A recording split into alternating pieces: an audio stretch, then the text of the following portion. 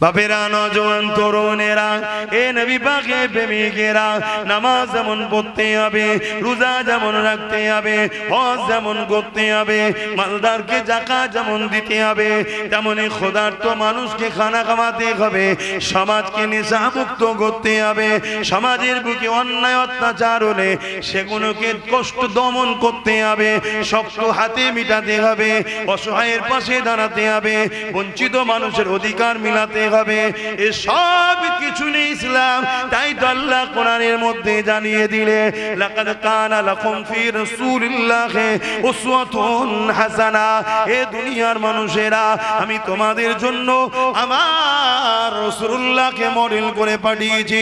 তোমরা নামাজ পড়বে, আমার নবীকে দেখো, রোজা রাখবে, আমার নবীকে দেখো, হজ করবে, আমার নবীকে দেখো কেমন করে দান করবে, আমার নবীকে দেখো রোজা রাখবে, আমার নবীকে দেখো।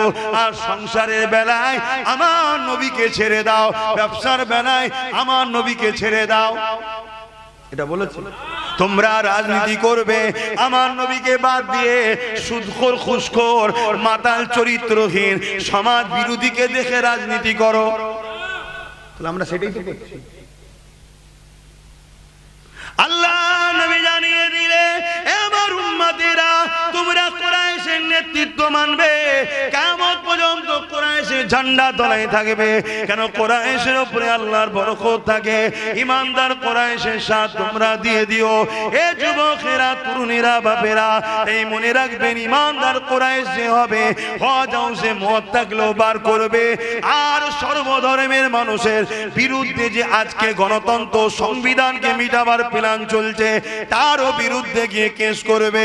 এ যুবকেরা, তরুণেরা, বাপেরা, আল্লাহ নবী তাই জানিয়ে দিলে, আমার আল্লাহ পাক তাই কোরআনে জানিয়ে দিলে, তোমার সমাজনীতি আমার নবীকে দেখে করো, তোমার ধর্মনীতি আমার নবীকে দেখো, তোমার অর্থনীতি আমার নবীকে দেখো, তোমার এডুকেশন নীতি আমার নবীকে দেখো, তোমার সম্প্রীতি নীতি, মানববন্ধন নীতি আমার নবীকে দেখো, হাত থাকে তোমার রাষ্ট্রনীতি ও রাজনীতি, এটা আমার রাসূলুল্লাহ থেকে করো।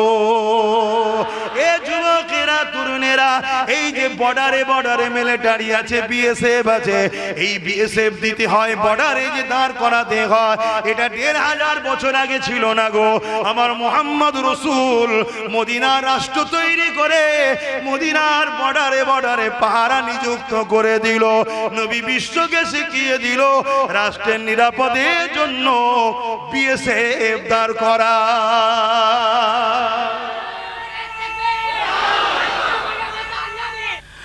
আল্লাহ নবী 570 খ্রিস্টাব্দে বারির রবিউল আউয়াল মাস বেসাদিকের সময় তামাম আলমের জন্য রাহমাতাল লিল আলামিন হয়ে দুনিয়া জমিনে আগমন করলেন। আব্বা আব্দুল্লাহ মামিনার ঘরে তাসলিম নিয়ে আসলেন। এ যুবকেরা, তরুণেরা, আমার নবী পাক আস্তে আস্তে বড় হতে লাগলেন। 40 বছর বয়স হয়ে গেল। কাবা শরীফের পাশে একটা উঁচু জায়গাতে দাঁড়ালেন। প্রতিবেশী ডাক দিতে লাগলে, এ আমার মাতৃভূমির মানুষেরা, এ আমার প্রতিবেশী মানুষেরা, এদিকে আসেন, এদিকে আসেন। সবাই আমার রাসূলুল্লাহ ডাকে সাড়া দিল। আল্লাহ নবী তাদেরকে লক্ষ্য করে আরো একটা উঁচু পাহাড়ের দিকে লক্ষ্য করে বললেন, একটা বড় পাহাড় দেখা যাচ্ছে। ওই যে পাহাড় দেখছো, ওই পাহাড়ের ওই পাদদেশে একদল লোক আছে, তোমাদের উপরে হামলা করবে। আমি মুহাম্মদ যদি বলি তোমরা মেনে নেবে? তখন তারা বলছে হ্যাঁ মেনে নেব। সবাই বলছে, পুরো এলাকার লোক। আল্লাহর নবী বললেন, তোমরা তো কেউ নিজের চোখে দেখোনি, মানবে কেন? তারা বলছে যে হে মুহাম্মদ সাল্লাল্লাহু আলাইহি ওয়াসাল্লাম, 40 বছর আপনি আমাদের কাছে বড় হচ্ছেন, কোনদিন মিথ্যা বলেন না, কোনদিন ইয়ারকি ফাজলামি করেননি, কারো ক্ষতি চান না, কাউকে কষ্ট দেন না, কাউকে কটু কথা বলেন না। অর্থাৎ 40 বছর ধরে নবীর আখলাককে তাদেরকে দেখিয়েছে আল্লাহ, যাতে করে তারা অবিশ্বাস করার কোনো জায়গা না পায়। এরপরও যদি অবিশ্বাসী হয়, তবেই তো তাকে পাকড়াও করা হবে। অতএব মুহাম্মদ সাল্লাল্লাহু আলাইহি ওয়াসাল্লাম তুমি হলে আল আমিন, চির সত্যবাদী। জোরে বলুন সুবহানাল্লাহ। কারা বলছে? তৎকালীন সময় মক্কায় যারা আল্লাহকে মানতো না, 360টা নকল খোদা মানতো, নিজের বাপ, নিজের মা, নিজের পরিবারের উপরে একে অপরে কাটাকাটি খুনোখুনি করত, তারা বলছে যে আপনি চির সত্যবাদী। আল্লাহ নবী বললেন, যেমন পাহাড়ের ওই দিকে একদল মানুষ আছে, না বলছি আমি, না দেখে বিশ্বাস করছো, তাহলে এটাও বিশ্বাস করে নাও তোমাদের রব, তোমাদের মালিক, তোমাদের খালেক একজন, তিনি হলেন আল্লাহ। জোরে বলুন সুবহানাল্লাহ। এই যে হাতে তৈরি করেছো, এগুলো তোমাদের প্রভু নয়, রব নয়, আর তিনি তো এক, তোমরা একাধিক করেছো কেন? এবং তিনাকে তো কেউ দেখেনি, তাহলে তিনার প্রতিচ্ছবি কাল্পনিক বিকৃত করলে কি করে? আল্লাহ নবী যেই এই কথা বলল, যারাই বলল তুমি আল আমিন, তারা কি বলছে জানেন? হে মুহাম্মদ, তুমি আমার বাপ দাদা যা করেছে আমরা তাই করি, তুমি আমার বাপ দাদার বিরুদ্ধে কথা বললে। আল্লাহ নবী বললেন, শোনো, ঈসা নবী চলে যাবার পর 500 বছর হয়ে গেছে, তারও বেশি, এর মধ্যে কোনো নবী রসুল আসেনি। তাই 100-200 বছর যাবার পর আস্তে আস্তে ইবলিস, শয়তান মানুষকে ধোঁকা দিয়ে কুসংস্কারের দিকে নিয়ে গেছে, মন গড়া প্রভু তৈরি করেছে। এক একটা গোত্রের এক একটা খোদা, এক একটা পরিবারের এক একটা খোদা, কোনটা সফরের খোদা, কোনটা লড়াইয়ের খোদা, কোনটা রুজির খোদা, কোনটা পানির খোদা, কোনটা সূর্যের খোদা, নানা রকম কাল্পনিক তোমরা তৈরি করেছো। কিন্তু মনে রেখে দিও, তোমাদের পূর্বপুরুষ ঈসা নবী থেকে শুরু করে যুগে যুগে যতজন এসেছে, সবাই কিন্তু এক খোদারই উপাসনা করেছে। জোরে বলুন সুবহানাল্লাহ। তারা কিছুতেই মানল না, আমার নবীর সঙ্গে বিয়াদবি করলো। এত সহজে ইসলাম পেয়েছেন নাকি আপনারা? আপনারা গর্বিত নয় যে আপনার প্রভুকে চিনতে পেরেছেন? এর ঋণটা শোধ করতে পারবেন যে আমরা আমাদের সৃষ্টিকর্তাকে চিনি? এই ঋণটা শোধ করতে পারবেন কখন আমার নবীর? এটা আমার নবীর অবদান। আল্লাহ নবী, নবী দয়া নবী ভাবে দাওয়াত দিতে লাগলো, মানুষগুলো শুনলো না, আমার নবী পাককে পিঠ দেখিয়ে সকলে চলে গেল। পরে দিনে আল্লাহ নবী আবার কাবা শরীফের সামনে দাঁড়ালেন, প্রতিবেশী এলাকাকে দইকে ডাকতে লাগলেন। কিন্তু এর মধ্যে খবরটা আবু জেহেলের কাছে চলে গেল। আবু জেহেল দেখতে লাগলো, মুহাম্মদ রাসূলকে যদি রুকা না যায়, আমার ধর্মের দোকানগুলো বন্ধ হয়ে যাবে। আমি মানুষের যে প্রভু সেজে বসে আছি, মানুষের যে খোদা সেজে বসে আছে, মানুষকে যে কৃতদাস দাসী বানিয়েছে, মানুষকে যে আমার গোলাম বানিয়ে রেখেছে, এখনো বন্ধ হয়ে যাবে। এই মুহাম্মাদের এই দাওয়াতটা বন্ধ করতে হবে। এ যুবকেরা, তরুণেরা, বাপেরা, যুগে যুগে যুগে ইসলামের বিরোধী কারা করেছে মন দিয়ে একটু শোনেন, আজও কারা করছে একটু মন দিয়ে শোনেন, সব উত্তর পেয়ে যাবে। এ যুবকেরা আল্লাহ নবীকে তাই আবু জেহেল রুকার জন্য ওই ভিড়ের মধ্যে ঢুকে গেল। আল্লাহ নবী প্রথম দিনের নাই যেমনই বলল, লা ইলাহা ইল্লাল্লাহ আনা মুহাম্মাদুর রাসূলুল্লাহ, হে আমার প্রতিবেশী, তোমাদের রব হলো একজন, তিনি হলেন আল্লাহ, তিনাকে কেউ দেখেনি, তিনার কাল্পনিক ছবি তোমরা কি করে তৈরি করলে? তিনি তো এক, দ্বিতীয় কেউ নয়, তিনি এক রব, এক মালিক, এক প্রভু, তিনি জমিন আসমানের একমাত্র মালিক। এই কথা যখনই রাসূলুল্লাহ বললেন, ওই সময় আবু জেহেল আগিয়ে এসে আমার নবীর গায়ে পর্যন্ত হাত তুলে দিল। ভাবছেন সেই নবীর কষ্টের ইসলাম এখন আমাদের কাছে দায়িত্বে এসছে, তাই তো নাকি? আমরা যদি এই ইসলামকে নিয়ে খেলা করি, আল্লাহ আমাদেরকে ছেড়ে দেবে মনে হয়? পরকালে তো ধরবে, দুনিয়াতেও লাঞ্ছিত, অপমানিত, পদদলিত, বেইজ্জতি করবে না? করবে না? আমাকে আপনারা ভালোবাসবেন কি জানি না, আমি মনে করি গাছের পাতা খোদার বিনা হুকুম ছাড়া লড়ে না। আপনারা মানেন? তাহলে ভারতের প্রধানমন্ত্রী কি হবে এতে খোদার হুকুম ছাড়া হয় নাকি? কথা বলছে না? খোদার হুকুম ছাড়া হয়? খোদার হুকুম ছাড়া হয়? তাহলে যে জালিম বসেছে আল্লাহ বসিয়েছে। দিদি বলেন কেন? নমরুদকে কেন বসিয়েছিল? ফেরাউনকে কেন বসিয়েছিল? সাদ্দাতকে কেন বসিয়েছিল? দুটো জিনিস, মুমিনের ঈমান পরীক্ষা আর মুনাফিককে সাইজ। আচ্ছা বুকে হাত দিয়ে বলুন, জালিম হুকুমত যদি আমাদেরকে মেরে ফেলে আমাদের কোনো আফসোস আছে? আল্লাহর রাহে মরবো তো কি হয়েছে, এই অসুবিধা আছে? কোন আফসোস নেই তো।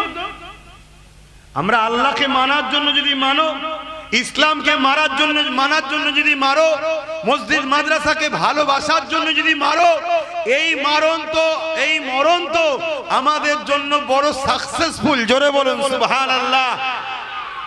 কিন্তু আমাদের সমাজে বহুত এমন চিটিংবাজ মুনাফিক আছে না না, যারা ডাইরেক্ট না হলে ইনডাইরেক্ট এদের দালালি করে।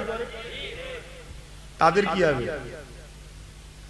তাহলে মুমিনদের জন্য পরীক্ষা আর মুনাফিকের জন্য শাস্তি। আচ্ছা এই জালিম শুধু আমাদেরকে জুলুম করছে? বলুন, কোন জালিম যখন হুকুমত কোন জায়গায় বসে শুধু কি মুসলমানকে জুলুম করে? আমাদেরকে একটু বেশি করে। আমাদেরকে বেশি করার কারণ আছে। কেন? আমরা এসসি, এসটি, ওবিসি, আদিবাসী, হিন্দু, গরিব যাই হোক, কেউ বিপদে পড়লে তার হয়ে কথা বলে। জালিম চিন্তা করে মুসলমানের দিকে যদি এসসি এসটি চলে যায় তাহলে তো আগামী দিন দেশের মাথায় এরাই বসে পড়বে, এদেরকে প্রথম পেটো। এজন্য আমাদের একটু বেশি মারে। কিন্তু জুলুমটা কি শুধু আমাদের উপরে হচ্ছে না, সবার উপরে? উত্তরপ্রদেশের দিকে তাকিয়ে দেখো না, ঘোড়া করে বিয়ে করতে গেছে, পিটিয়ে মেরে দিতে। কেন? তুই নিচু জাত ঘোড়ায় বসবি কেন? পানি নিতে গেছে, পানি একজন ভিআইপির পাত্রে হাত দিতে, পিটিয়ে মেরে ফেলেছে। কেন? তুই নিচু জাত, আমার হাত দিলি কেন? আমার বাংলায় স্কুলের সামনে চিৎকার দিচ্ছে, আমাকে কলেজ থেকে বার করে দেওয়া হলো। কেন? বলছে তুই অছুত, নিচু জাত, বেরো। এই রিসেন্ট দেখলাম একই দলের কার্যকর্তা প্রথম চেয়ারে বসে আছে, আপনারা দেখলে সাক্ষী দেবেন, তাকে তুলে দে বলছে বেরো, যাও পিছনে যাও, অছুত কোথাকার, পিছনে যা। একই দলের লোক, দেখেছেন কেউ? একটু হ্যাঁ কি না বলে। তাহলে বুঝতে পারছেন কি হচ্ছে? যতক্ষণ মুসলমানকে মিটাবার দরকার ততক্ষণ অছুত এখন ভাই ভাই, এসসি এসটি এখন ভাই আমাদের। যখন মুসলমানকে পিটানো হয়ে যাবে তখন বলবে অছুত পায়ের তলায় বস। তো এই জন্য আবু জেহেল দেখলো মুহাম্মদ রসুলকে যে রুখা না যায়, আমি যে একটা বিভাজন তৈরি করে রেখেছি, নেতারা আমরা যারা আছি আমরা হব প্রভু, তোরা হবি সব আমাদের প্রজা। তোরা খেতে পাস চাই না পাস, তোদের বেটিগুলো আমাদের ভোগের জন্য পাঠাতে হবে। এই ছিল চরিত্রের বাবা, এখনো আছে এই চরিত্র। আমার অজে কি অসুবিধা হচ্ছে? আমি এসব ওয়াজ করি, আপনারা জানেন তো, তাই তো দাওয়াত করেছে, তাই তো শুনতে এসেছেন। আমার কাছে অন্য ওয়াজের আশা করলে তো হবে না। কেন? আমি তো কুনতুম খায়রা উম্মাতিন উখরিজাত লিন-নাস তা'মুরুনা বিল মা'রুফ ওয়া তানহাউনা আনিল মুনকার। আল্লাহর কোরআন বলছে ইসলামের ট্রেনটা দুটো পাট্টির উপর দিয়ে যাচ্ছে। একটা হলো অন্যায়কে মিটাও, ন্যায়কে প্রতিষ্ঠিত করো। এই ডিউটি আল্লাহ আমাদেরকে দিয়েছে। জোরে বলুন সুবহানাল্লাহ। তাই আজকে যদি প্রত্যেকটা মসজিদ থেকে, প্রত্যেকটা খানকা থেকে, প্রত্যেকটা মক্তব থেকে, প্রত্যেকটা দরবার থেকে, প্রত্যেকটা জলসা থেকে অন্যায়ের বিরুদ্ধে আওয়াজ উঠতো আর জালিমের বিরুদ্ধে আওয়াজ উঠতো, মজলুমদের পাশে দাঁড়াবার কথা হতো, তাহলে এ সমাজে সর্বধর্মের গরিবরাই নিরাপদে থাকতো। জোরে বলুন সুবহানাল্লাহ। এ সমাজে ওয়াজ হয় ঘন্টার পর ঘন্টা নামাজ নিয়ে, ঘন্টার পর ঘন্টা ওয়াজ হয় রোজা নিয়ে, ঘন্টার পর ঘন্টা ওয়াজ হয় হজ নিয়ে। আমি বিরোধী নয়, নামাজ রোজা হজ যাকাতের আলোচনার দরকার আছে। জুম্মার দিনে ইমাম সাহেব বললি যথেষ্ট, কিন্তু এই ওয়াজ করার ডিউটিটা হলো বাপ মা। নামাজের ওয়াজের ডিউটি কার? বাপ মা। ছোটবেলা থেকে ছেলেকে ট্রেনিং দাও। শুনছেন তো নাকি? তারপরে উলামারা কি বলবে না? হ্যাঁ বলবে। কেন বলবে না? 100টা ওয়াজ করলে 10টা নামাজ রোজা হজ যাকাতের বিষয় বলুন না, কে মানা করেছে? কিন্তু এই সমাজকে নিয়ে আলোচনা করতে হবে না? আজকে খুব আমাকে কি ভুল বুঝছেন কি জানি না, আমাকে কি নামাজের বিরুদ্ধে মনে হচ্ছে? আরে কেউ যদি ইচ্ছা করে নামাজ অস্বীকার করে বা ছেড়ে দেয়, সে ইসলাম থেকে বেরিয়ে যায়। নামাজ এত বড় গুরুত্বপূর্ণ জিনিস, সেই নামাজের বিরোধী আমি মনে হচ্ছে? লা হাওলা ওয়ালা কুওয়াতা ইল্লা বিল্লাহ। নামাজ এত বড় নিয়ামত, সেজদা দিলে আল্লাহর কুদরতি কদমে মাথা পড়ে। জোরে বলুন সুবহানাল্লাহ। আমি বোঝাতে চাইছি অন্য জিনিসটা, নামাজ পড়লে সওয়াব, না পড়লে গুনাহ, প্রত্যেকটা বাচ্চা বাচ্চা সবাই জানে, ঠিক তো? কিন্তু অন্যায় দেখলে প্রতিবাদ না করলে ঈমান চলে যায়, এটা কজন জানে? বলুন।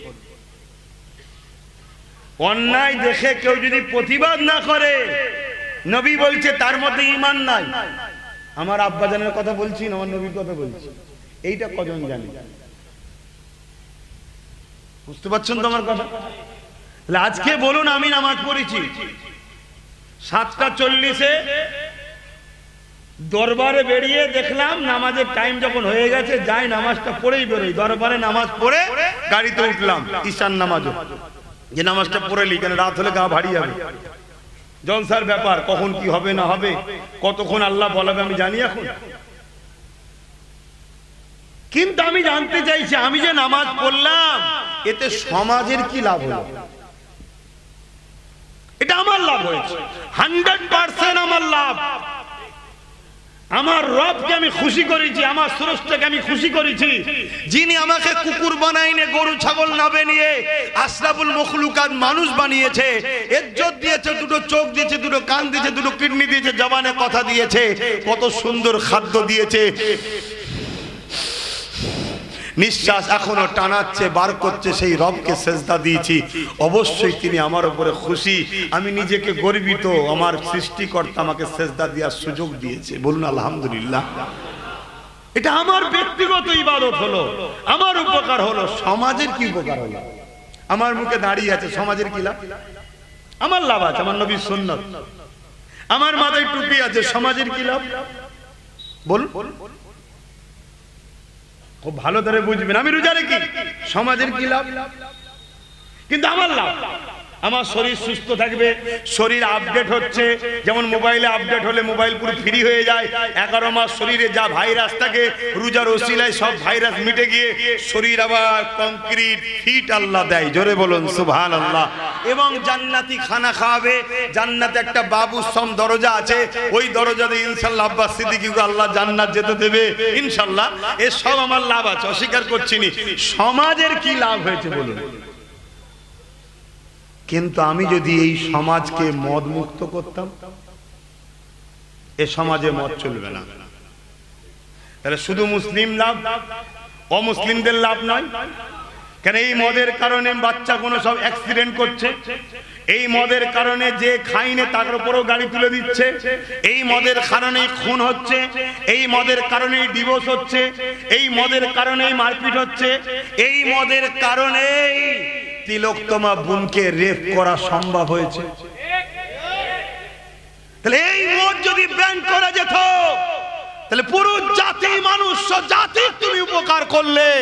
ইসলাম তাই মদ মুক্ত সমাজের নাম। জোরে বলুন সুবহানাল্লাহ।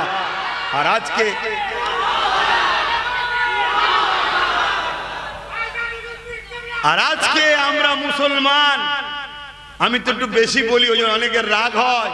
ওপর থেকে নিয়ে নিচো, পীর থেকে নিয়ে পীরজাদা, মুফতি থেকে নিয়ে মৌলানা, সবাই আজকে মদের বিরোধী তো দূরের কথা, মাতাল সরকারের দালালি শুরু করেছে। কথা বুঝছেন না, বোঝেন না? তখনই আব্বাস সিদ্দিকী হয়ে গেলাম খারাপ, এতক্ষণ পর্যন্ত ঠিক ছিলাম, এইবার এইটুকু কথার জন্য খারাপ হয়ে গেলাম, এটা ঠিক নাই।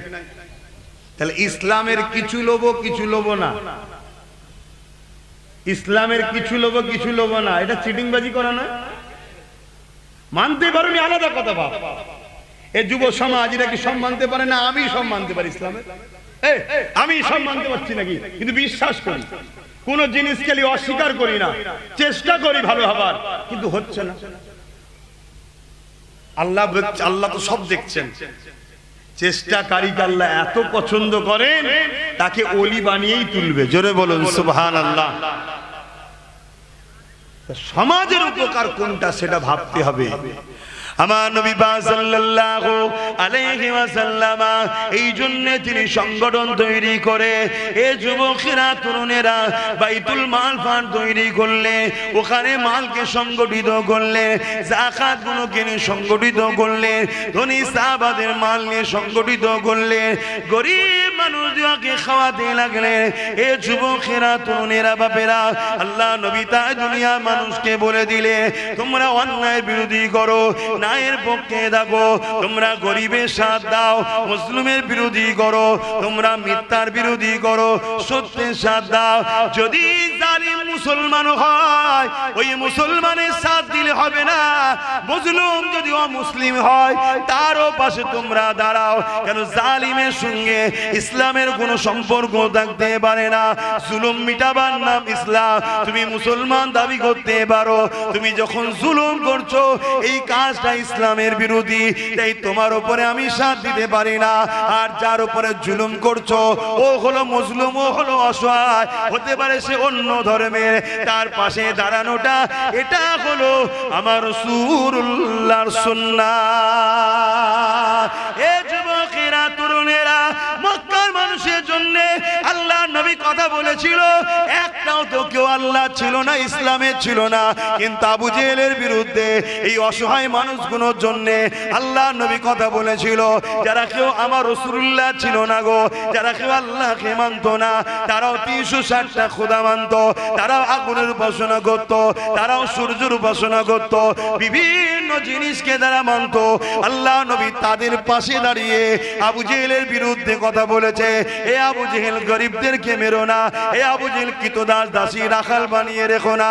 এ আবু জেহেল, বেলালকে আজাদ করে দাও। এ আবু জেহেল, এটা করো না, ওটা করো না। এ যুবকেরা তরুণীরা বাপেরা, আমার নবী পাকের জানে দুশমন আবু জেহেল হয়ে গেল। এই আজকের দিনে আমি উলামা, আমি পীরজাদা, আমি পীর সাহেব, আমাকে কথা বলতে হবে আমার মনুষ্য জাতির জন্য। আমার দেশের কে হিন্দু, কে আদিবাসী, কে সাঁওতাল, কে মুসলমান, কে কোন ধর্মের, আমি আমার জাতিকে নামাজ, রোজা, হজ, যাকাতের কথা শিখাবো। পাশাপাশি এটাও বলবো, জুলুম করো না। আর আমার জাতির উপরে কেউ জুলুম করলে তারও বিরুদ্ধে যেমন বলবো, অন্য ধর্মের গরিবের উপরে জুলুম করলে ওই গরিবের পাশে দাঁড়িয়ে ওই জালিমের বিরুদ্ধে বলবো। তবেই তো আমি প্রকৃত 100% নবীর উম্মাত হতে পারলাম।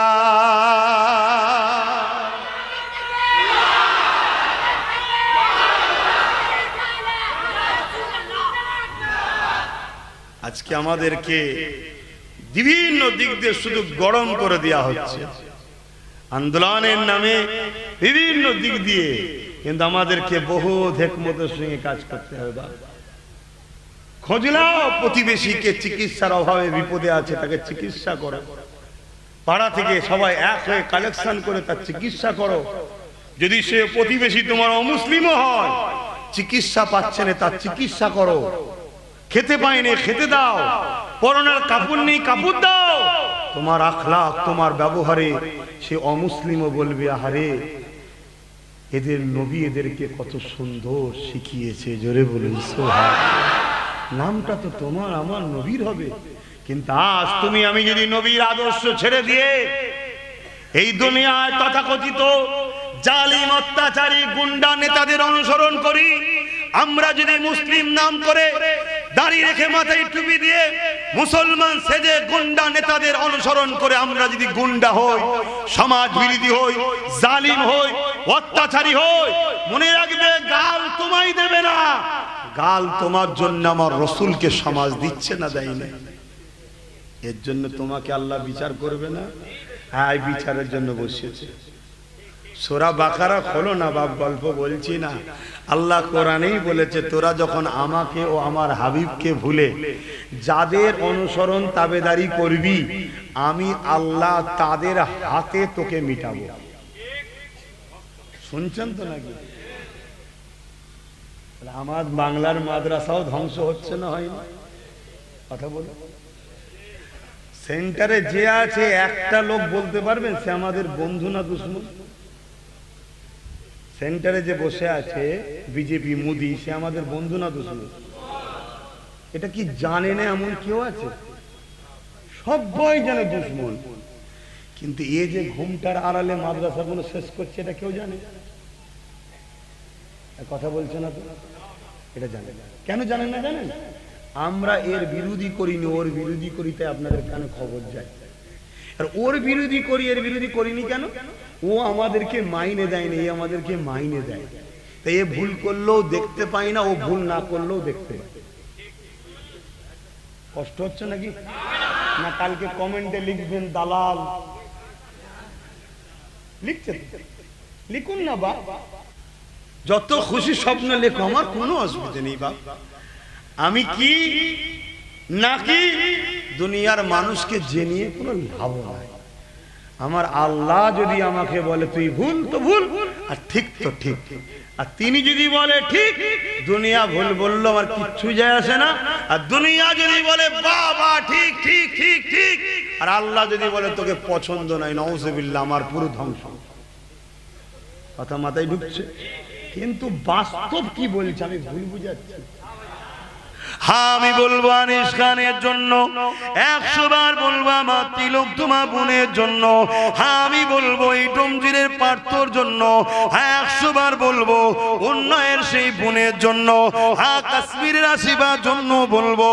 সমাজে যারাই দাঙ্গা করবে এরা সমাজ বিরোধী, মানবরূপী পশু।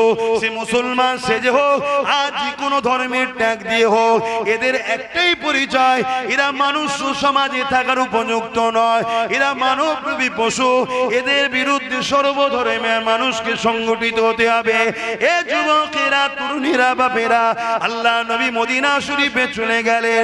মদিনা শরীফে গিয়ে নবী আমার রাষ্ট্র কায়েম করলেন।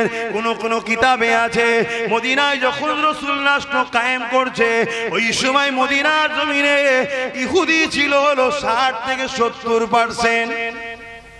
ইহুদি ছিল কত? সমস্ত ধর্মের লোকের নেতাদের ঘরে রাসূল ডেকেছে, ডেকে বলছে নিজেদের মধ্যে এইভাবে মারপিট করো না, অস্ত্রগুলো সব যে যার ঘরে রাখো, বাইরের শক্তির হাত থেকে বাঁচার জন্য। নিজেদের উপরে জুলুম করো না। তারা এত জালিম ছিল, টয়লেট করতে গেলেও অস্ত্র নিয়ে যেত, না জানি কখন এখানে যদি হামলা করে দেয়। শুনছেন তো? সেই লোকগুলোকে নবী এক জায়গায় করছে, তার মধ্যে 60-70% ছিল ইহুদি, আগুন পূজারী, মূর্তি পূজারী, হাজারো খ্রিস্টান, হাজারো ধর্মের লোক, আর মাত্র গুটি কতক লোক সবে ইসলাম এনেছে। আমার নবী সবাইকে ডেকে বললেন আমাদের একটা রাষ্ট্র কায়েম করতে হবে, না হয় বাইরে থেকে যে হামলা হচ্ছে এর প্রতিরোধ করা যাবে না।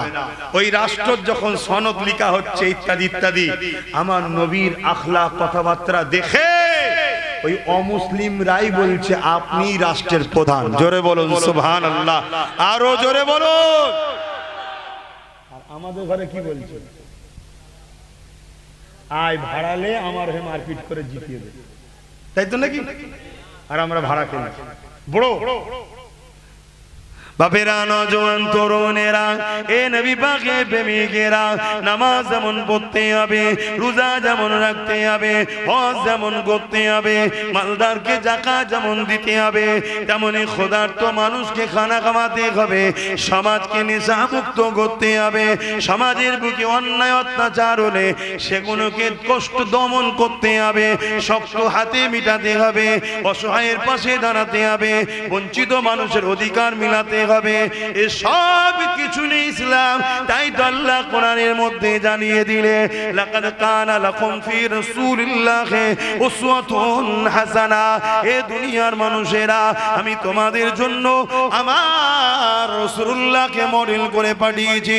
তোমরা নামাজ পড়বে, আমার নবীকে দেখো, রোজা রাখবে, আমার নবীকে দেখো, হজ করবে, আমার নবীকে দেখো কেমন করে দান করবে, আমার নবীকে দেখো রোজা রাখবে, আমার নবীকে দেখো। আর সংসারের বেলায় আমার নবীকে ছেড়ে দাও, ব্যবসার বেলায় আমার নবীকে ছেড়ে দাও। এটা বলেছে তোমরা রাজনীতি করবে আমার নবীকে বাদ দিয়ে সুদখোর খুশখোর মাতাল চরিত্রহীন সমাজ বিরোধীকে দেখে রাজনীতি করো। আমরা সেটাই তো করছি। আল্লাহ নবী জানিয়ে দিলে এবার উম্মতেরা তোমরা কুরাইশের নেতৃত্ব মানবে, কিয়ামত পর্যন্ত কুরাইশের ঝান্ডা তলায় থাকবে। কেন? কুরাইশের উপরে আল্লাহর বরকত থাকে। ইমানদার কুরাইশের সাথ তোমরা দিয়ে দিও। এ যুবকেরা, তরুণীরা, বাপেরা, এই মনে রাখবেন, ইমানদার কুরাইশ যে হবে হজ হাউসে মদ থাকলেও বার করবে। আর সর্বধর্মের মানুষের বিরুদ্ধে যে আজকে গণতন্ত্র সংবিধানকে মিটাবার প্ল্যান চলছে তারও বিরুদ্ধে গিয়ে কেস করবে।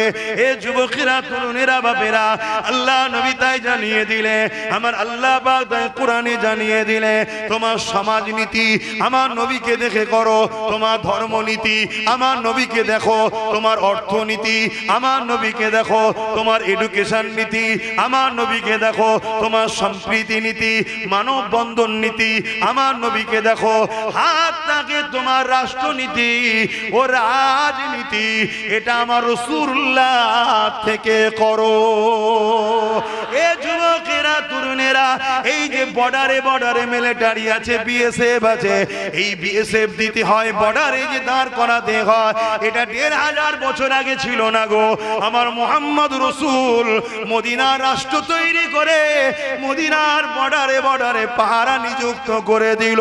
নবী বিশ্বকে শিখিয়ে দিল রাষ্ট্রের নিরাপদের জন্য বিএসএফ দাঁড় করা।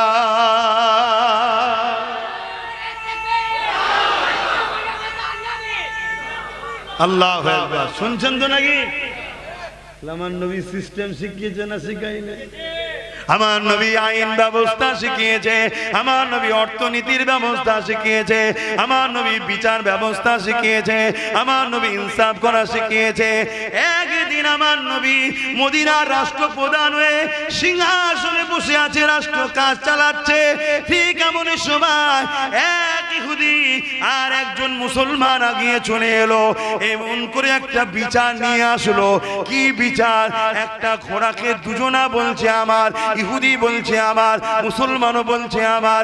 এই বিচারটা নিয়েই আমার রাসূলুল্লাহ দরবারে এলো। এ যুবকেরা, তরুণেরা, বাপেরা, এমনি ইতিহাসের পাতায় সর্বধর্মের ধর্মগুরুরা, সর্বধর্মের মহাপণ্ডিতেরা, সর্বধর্মের বিশ্ব পণ্ডিতেরা এমনি আমার রাসূলকে সর্বকালের সর্বশ্রেষ্ঠ মহানায়ক বলতে বাধ্য হয়নি।